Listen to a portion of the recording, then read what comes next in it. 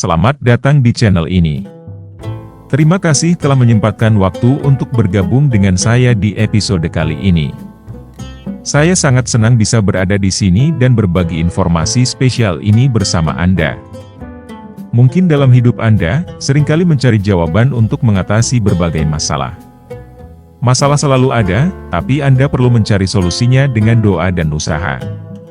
Video ini akan menghadirkan informasi yang dapat memberikan pandangan mendalam tentang cara-cara inovatif, praktis, dan teruji sebagai solusi untuk menghadapi masalah Anda. Jika Anda menemukan sesuatu yang menarik atau ingin berbagi pendapat, jangan ragu untuk berinteraksi melalui komentar. Saya sangat senang menerima komentar, pandangan dan pengalaman Anda. Kali ini saya akan menyampaikan informasi tentang solusi untuk mengatasi masalah kepribadian. Dalam menghadapi dinamika kepribadian yang seringkali kompleks, kita seringkali berpikir tentang solusi untuk mengatasi berbagai masalah yang mungkin timbul. Kepribadian yang sehat dan seimbang memiliki dampak positif pada berbagai aspek kehidupan, termasuk hubungan sosial, karir, dan kesejahteraan pribadi. Oleh karena itu, mengeksplorasi solusi-solusi praktis untuk memperbaiki dan mengoptimalkan kepribadian menjadi langkah awal yang penting dalam perjalanan pengembangan diri. Berikut adalah solusi-solusi untuk mengatasi masalah kepribadian. 1. Mengelola harapan. Atur harapan dengan realistis untuk menghindari kekecewaan yang berlebihan. Mengatur harapan dengan realistis merupakan kunci untuk mencegah kekecewaan yang berlebihan. Pertama, penting untuk memiliki pemahaman yang jelas tentang situasi atau tujuan yang dihadapi, mengenali keterbatasan dan potensi yang realistis. Kedua, menghindari idealisasi yang berlebihan dan mengakui bahwa tidak semua hal akan berjalan sesuai rencana atau harapan kita.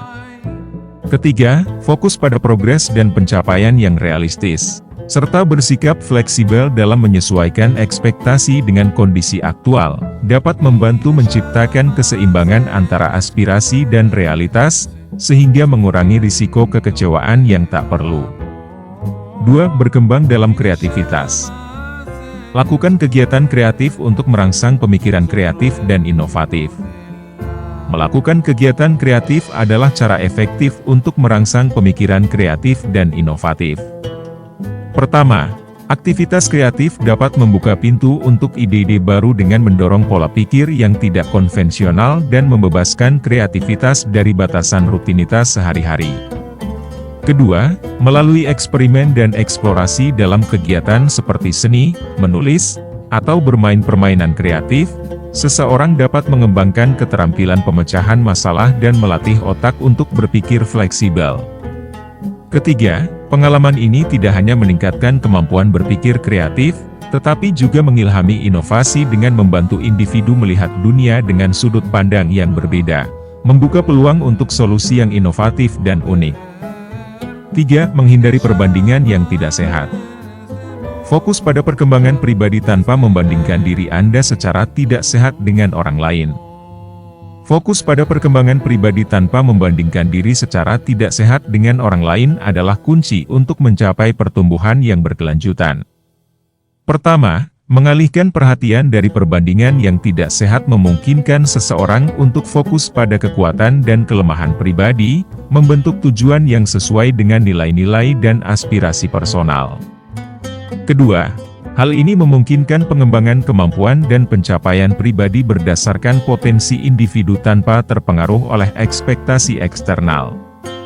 Ketiga, membangun komitmen terhadap perkembangan diri sendiri dapat menciptakan rasa pencapaian yang lebih berarti dan memupuk motivasi intrinsik, menghasilkan kebahagiaan yang lebih berkelanjutan dan kepuasan pribadi. 4. Menjaga lingkungan positif. Pilih teman dan lingkungan yang mendukung pertumbuhan positif Anda. Memilih teman dan lingkungan yang mendukung pertumbuhan positif Anda adalah langkah kritis dalam perjalanan menuju kesejahteraan pribadi. Pertama, teman-teman yang memberikan dukungan positif, inspirasi, dan konstruktif dapat memotivasi dan memperkuat perasaan penerimaan diri, membentuk lingkungan yang memungkinkan perkembangan pribadi yang sehat. Kedua, lingkungan yang memberikan tantangan konstruktif dan kesempatan untuk belajar dapat memperkaya pengalaman hidup dan mendorong kemajuan. Ketiga, melibatkan diri dalam jaringan sosial yang mendukung pertumbuhan positif dapat membuka pintu untuk peluang kolaborasi dan pembelajaran bersama, menciptakan lingkungan yang mendukung pencapaian tujuan dan perkembangan pribadi yang berkelanjutan. 5. Menetapkan batasan. Pelajari untuk mengatakan tidak ketika perlu dan tetap memprioritaskan kesejahteraan Anda. Mempelajari untuk mengatakan tidak ketika perlu dan tetap memprioritaskan kesejahteraan Anda adalah keterampilan penting dalam menjaga keseimbangan hidup.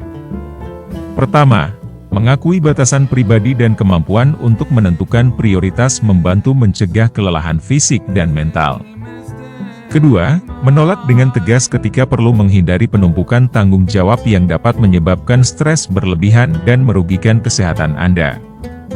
Ketiga, mengutamakan kebutuhan dan kesejahteraan diri sendiri membantu membangun batasan yang sehat, menciptakan ruang untuk pertumbuhan pribadi dan memastikan Anda memiliki sumber daya yang cukup untuk mendukung orang lain dengan cara yang berkelanjutan. Dengan mengeksplorasi solusi-solusi untuk mengatasi masalah kepribadian, kita membuka pintu menuju perjalanan pribadi yang penuh makna dan pertumbuhan. Kesadaran akan keunikan diri, komitmen untuk belajar dan berkembang, serta penerimaan terhadap perubahan adalah kunci untuk membentuk kepribadian yang lebih positif dan memuaskan. Dengan demikian, solusi-solusi tersebut tidak hanya menciptakan transformasi pribadi, tetapi juga memimpin kita menuju hidup yang lebih seimbang dan memuaskan.